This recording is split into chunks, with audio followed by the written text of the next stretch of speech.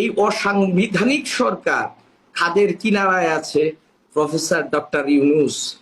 আপনি পরাজয়ের শব্দ শুনতে পান কিনা আমি জানি না, দেশের মানুষ শুনতে পাচ্ছে। এই প্রথম আমার যে প্রশ্নটা, একদম সরাসরি প্রশ্নতেই আমি চলে যাব যে আমরা গতকালকে সারাটা দিন এবং সারাটা রাত শুধু আপনাকেই দেখেছি সোশ্যাল মিডিয়াতে।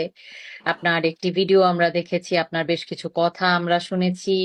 সেখান থেকে আমি একটু জানতে চাইবো যে এই সিদ্ধান্তটা আপনি কেন নিলেন? দিদি, আসলে ফেসবুক প্রোফাইলে আছে আমি পিছনে যেতে চাই না, আমি নতুন বাংলাদেশ দেখতে চাই। তথাপি আসলে এই সিদ্ধান্তটা নেয়ার জন্য যিনি সর্বোচ্চ আমার পাশে ছিলেন তিনি আমার সহধর্মিণী। এবং আপনাকে আমি বললাম যে 5ই আগস্টের আমি শর্টলি জাস্ট সাবমিশনটা দিব। 5ই আগস্টের পরে আমাদের যে চিন্তা চেতনাটা ছিল একটি নতুন বাংলাদেশ গড়ে তুলব। নতুন বাংলাদেশে হত্যার বদলে হত্যা, নতুন বাংলাদেশে রাগের বদলে হবে ভালোবাসা, নতুন বাংলাদেশে হিন্দু মুসলিম ভেদাভেদ থাকবে না। সেই গানটার মতো, গ্রামের নৌজোয়ান হিন্দু মুসলমান মিলিয়া বাউলা গানা মুর্শিদি গাইতাম, আগে কি সুন্দর দিন কাটাইতাম। ঠিক আমার কাছে মনে হয়েছিল চেতনাটা এমন। সেখান থেকেই আমি প্রথমে দল সংস্কারের ব্যাপারে কথা বলেছি। সেখান থেকে আমি আমার পদত্যাগ করেছি। সেখান থেকে আমি একটা জিডি করেছিলাম সাবোটেজের বিরুদ্ধে।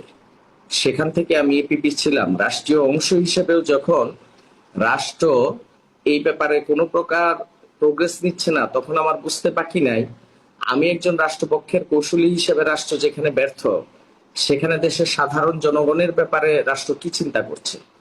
এবং আমাদের ওই যে আগের ধর্মনিরপেক্ষতা, মুক্তিযুদ্ধের সপক্ষের শক্তি, দেশপ্রেম, সততা, সেই বিষয়গুলোকে কেন্দ্র করে আমি কিছু কথা রাষ্ট্রীয় সংস্কারের জন্য বলেছিলাম।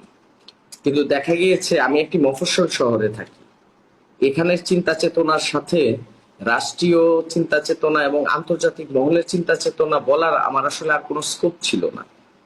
সেখান থেকে 5ই আগস্টের যে চেতনাটা, এটা মুখ থুবড়ে পড়েছে বাংলাদেশে। 5ই আগস্ট মানে সেই চেতনা না, মুগ্ধ। এরপরে সকল শহীদরা 5ই আগস্টের তারা এই বাংলাদেশ দেখতে চায় নাই, যা ভাইস ভার্সা, যা আগেও ছিল আজও যেমন থাকবে। তারা এমন কোনো বাংলাদেশের স্বপ্ন দেখে তারা মৃত্যু বরণ করে নাই, তারা শহীদ হয় নাই। আপনি প্রত্যেকটি পরিবারকে সে ব্যাপারে জিজ্ঞেস করতে পারেন তাদের আশা কি এমন বাংলাদেশই দেখার জন্য কি না।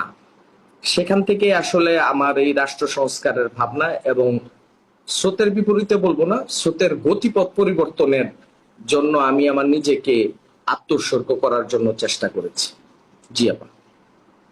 চমৎকার বলেছেন। আপনি কিন্তু এই মুহূর্তে, আপনি জানেন কিনা জানি না, আপনি যেই সাহসী পদক্ষেপ নিয়েছেন, আপনি চেতনা, বাংলাদেশের অনেক মানুষের চেতনায় একটি ঢেউ তুলেছেন।